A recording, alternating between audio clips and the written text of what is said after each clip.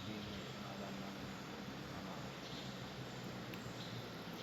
at ng Anak at ng Espiritu Santo. Ay punasan. Ngayon naganap na lang sa mga ng ating Panginoon Jesus ang mga pagsilang sa tubig ng Espiritu Santo.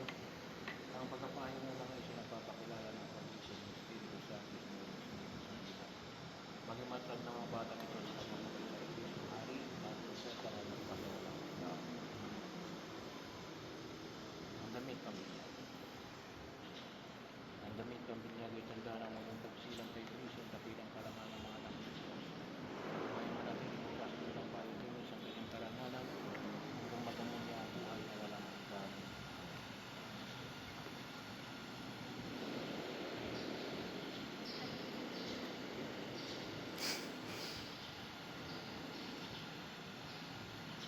Yung damit pambinyag, ating damit, panatiling malinis, kung magkasala, ang umpisal, sa biyaya sa magkakaloon ng kapal.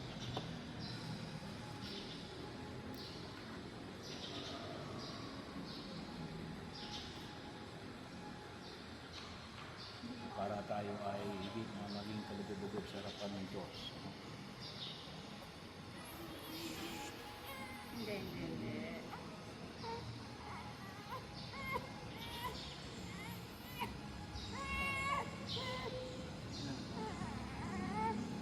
Bigyan mo naman sa nanay. Kandila mo tatay.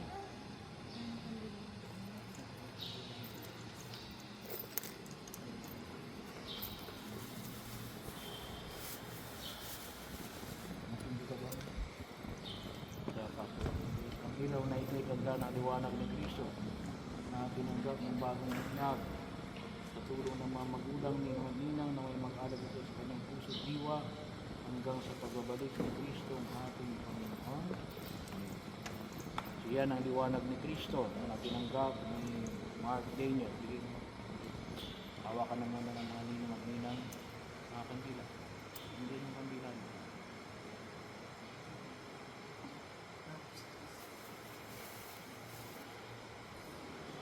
Yan uwi, panatuloy nagniningas,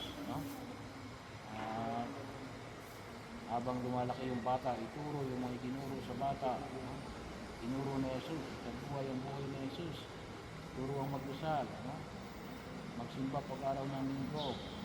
Dito saan kayo? Pangit. Saan sa Pangit? Sa Inter. Oo, magsimba ng paglinggo, binabaling yung bata, inaunay, lang yung matatanda. So, ang isa natin dito 6:30 ng umaga, 8:30 ng umaga, 5 o'clock na.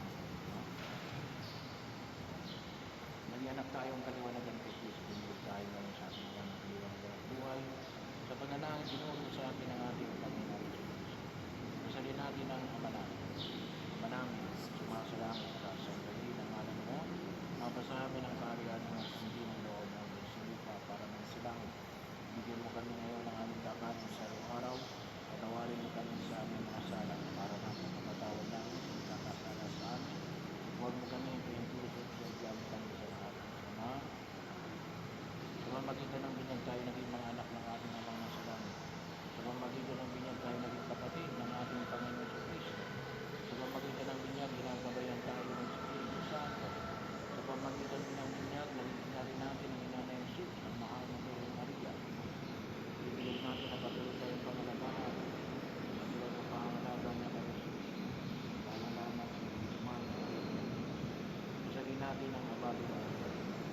Abali ng Maria na pupunan ka ng grasya. Ang Panginoong Diyos ay sumasa iyo. Huwag kang pinagparang sa babae natin para naman ang anak sa Jesus. Santa Maria, Ina ng Diyos, kasalanan ng kami sa kasalanan, dahil nagpun kami mamamatay. Ganda rin pang bata na sa pagkakapinamunan ng Panginoon, ayon sa kanan ng Pilipinas. Ama namin, mapagmahal namin ang pinagtiwa mo sa kamay ng pinag-ibig buhay para lamang pangalang sa iyo. Dahil sa lahat ng awat biyaya, pamindapatin mo kami bilang mga magulang ng iyong ninang, ay manatiling matapat sa iyong pinangako sa